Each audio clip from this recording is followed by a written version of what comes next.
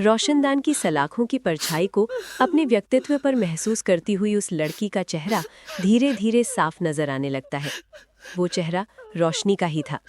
रोशनी अपने जीवन के भयावह पक्ष को चाहकर भी नहीं भूल पा रही थी। वो घंटों यही सोचती रहती कि क्या उसकी जिंदगी इन दो रंगों के बीच ही सिमट कर रह जाएगी, श्याम और श्वेत। क्या आजीवन उसका मन अंधियारे और उजाले के हिंडोले में ही झूलता रहेगा? क्या वो कभी सामान्य जिंदगी जी पाएगी? जेल से निकालने के बाद कैसे सामना करेगी वो दुनिया का? किन किन लोगों को बताएगी कि वो निर्दोष थी? निर्दोष थी तो सजा क्यों हुई? कौन यकीन करेगा उसकी बातों का? इस उधेड़बुन में न जाने कितनी रातें उस काल कोठरी में उसने रो रोकर अनमनी सी गुजारी थी। वो तो माँ ने उसे तब भी सहारा दिया।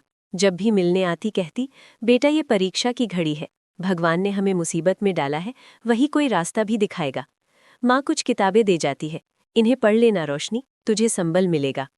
माँ, माँ मुझे यहाँ से निकालो, मैं मर जाऊंगी। माँ प्लीज मुझे यहाँ से निकालो। ऐसे ही 2 महीने बीत गए। मेरा क्या अपराध था प्रभु? तेरी बनाई इस दुनिया में ऊंच नीच, अमीर गरीब के बीच इतनी खाई, इतनी नफरत क्यों है? क्यों इंसान को उसके गुणों से सम्मान नहीं मिलता? रोशनी ने मान लिया था कि यही उसकी नियति है, तो क्या किया जा सकता है? उसने उस अंधियारे कमरे में भी उजाले की एक किरण को पकड़ने का प्रयास किया। ध्यान बटाने के लिए उसने पढ़ाई का सहारा लिया। यूं ही 3 महीने बीत गए। एक दिन वार्डन ने आकर बताया, मैडम आप बहुत भाग्यशाली हैं। आपको जिस केस में फंसाया गया था वो केस वापस ले लिया गया है और कोर्ट ने आपकी रिहाई के आदेश जारी कर दिए हैं। रोशनी को जैसे अपने कानों पर यकीन ही नहीं हुआ। भगवान ये तेरी कैसी माया है, पहले जख्म देता है फिर मरहम भी खुद ही लगाता है। रोशनी जेल से छूटकर घर तो आ गई, पर कुछ भी पहले जैसा नहीं था। वो खुद को बहुत असहज महसूस कर रही थी। स्कूल और गांव छोड़ने का उसने मन बना लिया था।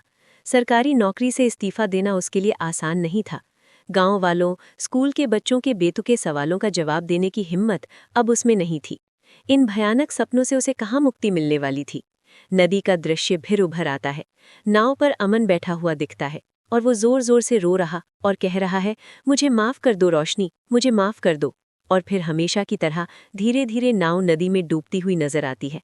रोशनी को जैसे सांसें रुकती हुई सी महसूस होती हैं और माँ कहते हुए वो एकदम से जाग जाती है और कमरे में इधर उधर देखती है। माँ पास ही सोई हुई है। रोशनी गहरी सांस लेती है और चेहरे से पसीना पूंछते हुए पानी पीने के लिए उठती है। सुबह के 3 बजे हैं। शुक्र है ये सपना था, पर अब उसकी आंखों में अब नींद कहाँ थी। मेज पर रखी चिट्ठियों को पढ़ने के लिए उठाती है। उनमें से एक चिट्ठी अमन की थी। कांपते हाथों अनमने मन से वो अमन की चिट्ठी खोलती है। प्रिय रोशनी, मैं जानता हूँ मुझे और मेरे पिताजी को माफ करना तुम्हारे लिए आसान नहीं होगा। सच मानो, पिताजी तुम्हारे साथ कुछ ऐसा करेंगे इसकी मैंने कल्पना भी नहीं की थी। मेरी और तुम्हारी शादी की बात पिताजी के समक्ष रखी तो परिवार में बहुत कलह हुई। पिताजी और अन्य भाई बंधु मरने मारने पर उतारू हो गए। माँ इस झगड़े में पिस गईं। उन्हें दिल का दौरा पड़ गया। उन्हें तुरंत शहर के अस्पताल में दाखिल करवाना पड़ा। मैं माँ के साथ अस्पताल में था। पीछे से पिताजी ने तुम्हें झूठे केस में फंसवा दिया। यकीन करो रोशनी, मुझे इस चीज की भनक भी नहीं लगी। माँ की हालत में थोड़ा सुधार हुआ। जब मैं गांव लौटा तो तुमसे मिलने घर गया। वहां तुम्हारी माँ ने सारी बात बताई। वो रो रही थी। बोली, गरीब की जान की कोई कीमत नहीं होती बेटा। तुम्हारे पिताजी अगर रोशनी को जेल में मरवा देंगे तो मैं किसके सहारे जीऊंगी? रोशनी से शादी की जिद छोड़ दो, मेरी बच्ची की जिंदगी बचा लो। पिताजी से मैंने केस वापस लेने की अपील की, परंतु वे कुछ सुनने को तैयार नहीं थे। वो बोले कि अगर बिरादरी और अपनी हैसियत के घर में शादी का वचन देगा तो ही कुछ करेंगे। अपनी झूठी शानो शौकत के लिए वो अपने ही बच्चे से सौदा कर रहे थे। मेरे लिए वो पल बहुत कठिन था रोशनी। तुम्हें बचाने में ही तुम्हें पाना था और वास्तविकता में खोना। बहुत मुश्किल से जगह जगह जाकर सबूत इकट्ठा किए। ये सब आसान नहीं था, लेकिन इन सब में हारा मैं भी हूँ, पिसा मैं भी हूँ। मैंने सोचा, जरूरी तो नहीं हर प्रेम की सफलता या प्रतिफलन पा लेने में ही हो। अगर मेरे प्यार की कुर्बानी से तुम्हारी जिंदगी बच जाए तो शायद यही सही है। हमारे प्यार की यही किस्मत थी कि तुम्हें पाकर तुम्हें खोना था। तुम जब लौट कर आओगी तो शायद मैं तुम्हें न मिलूं, लेकिन मुझसे नफरत मत करना रोशनी। जहाँ रहना खुश रहना और अपनी सकारात्मकता से चारों तरफ रोशनी बांटना। हो सके तो मुझे माफ कर देना। तुम्हारा अमन।